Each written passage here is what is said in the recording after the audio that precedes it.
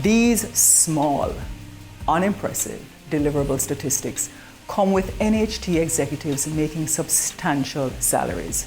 Over 13 of their executives are earning above $16 million in annual salaries. The managing director is earning $34.2 million. The finance director, $22 million.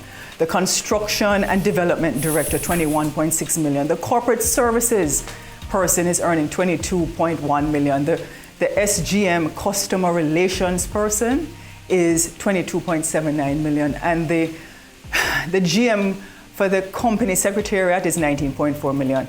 And you can just pull up the National Housing Trust 2020. Well, on a minute. Sorry to stop you there, Lisa, but it seems as if the senior executive at this trust, National Housing Trust, which is relying on contributions from, the lower income earners, because it's not really for the rich, is it? It's for the lower income earners who's trying to find their way on the property ladder.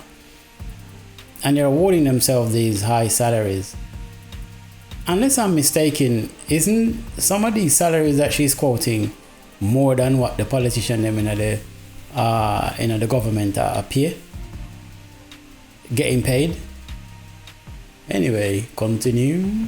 23 annual report to look at those salary structures. We will. So the executive salaries alone by these executives represent over $122,000 per unit they delivered on average from 2018 to 2022. So with that said, I've decided that I'm going to create a spreadsheet, and all of these figures here, I'm going to put it in the spreadsheet. So here are the same figures, all of them, that I've plugged into this spreadsheet. So if you see the managing director, finance, whatever, with Martin, Dwight, whatever, all the same figures I've plugged in. The only figure I didn't plug in is all the figures in the total column. I didn't put those in because the spreadsheet is going to take all of these figures here. Yeah, all of these figures here, and it's going to add it up and give you this. It's going to take all these figures here, add them up and give you that, and etc. and so on and so forth. Same thing with these figures here. All I've done is once you plug in all these figures here, yeah, everything in each of these columns is going to add them up down here, and everything in each of these rows is going to add them up and put them in here. Okay, now once I've done that, I've realized that what I've highlighted, that Lanny Marie, Errol Holmes and Gladstone, when you add up these figures here, that's the right figure. When you add up all these figures here, that's the right figure. And when you add up all these figures here, that's the right figure. And if you go back and look at, scroll back into the video and you look at the annual report, their figure is out by $1 on each of these. So I'm not sure what's going on. And again, when you add up all the figures in the salary column, that is correct, so that's why it's white. But I just highlighted where when you add up everything in this column here, I'm getting a different figure again. So that's everything in this column from number 1, which is the managing director, all the way down to 13, who is the general counsel legal services.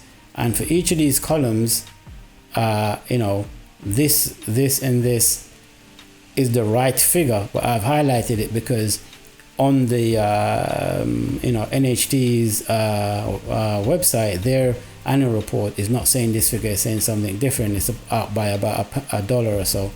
So that's one thing I want to bear in mind. But anyway, having said all of that, what I've also decided to do is put this into a graph for better representation, if you like. So that's where this comes in. So all the salaries, which is the correct amount when you add it, because it's pulling all the figures and names and etc. from here. When you put it all over here, that's what it is. Now, if you notice, I've put Lanny, Errol, and Gladstone in red blocks because they're the one that's, even though these are the correct figures added up on the NHT's website, this is not the figure that's being reflected. It's reflecting something different, which is weird, but it is what it is. Unless my calculator or me are missing something, if that's the case, I stand corrected, but I've double checked it a few times. So that's what this is going forwards. So that's what it is. So if I decide that, if you notice, Martin has got the highest salary, that's more than the Prime Minister. A lot of these salaries is way more than what a lot of those politicians are earning. Not that these politicians should be earning a lot of these type of salaries, I'm not saying, but it's just crazy that they're awarding themselves these high salaries based on the contributions, the money they're getting from, lower income earners who is trying to get on the property ladder, and they look at 2% and they look at 3% from the employers that's being thrown collectively, they're awarding themselves massive salaries from it. I don't know the internal structuring of NHT, but it just seems crazy to me. The other thing you want to bear in mind is if you go back over to salaries, I said, you know what? Let me see the representation of that from highest to the lowest. So what I did is I said, okay, let me just rearrange this. If you notice the way it is now, Martin, Dwight, Donald, Neil, and Lanny, and so on. Lanny is in 5th place in terms of how it looks on the NHT. But since this is the column that Lisa and Hannah spoke on in terms of their salaries, I decided that let me just sort this column out from largest to smallest, which is BAM. So as you can see, Lanny's now got the 2nd highest salary, Neil got the 3rd, Dwight got the 4th, Donald got the 5th, the 6th is Judith, and Errol is down here in 7th, and Gladstone in 8th, and so on. Now if you go over to the graph, it should reflect it accordingly from the highest to the lowest, and as you can see, that's the salaries there going down, with Camille having the smallest salary of all of the 13 executives, and Martin on the top of the lion's share, or the most in terms of salary. That's a lot of money, 34.2 million.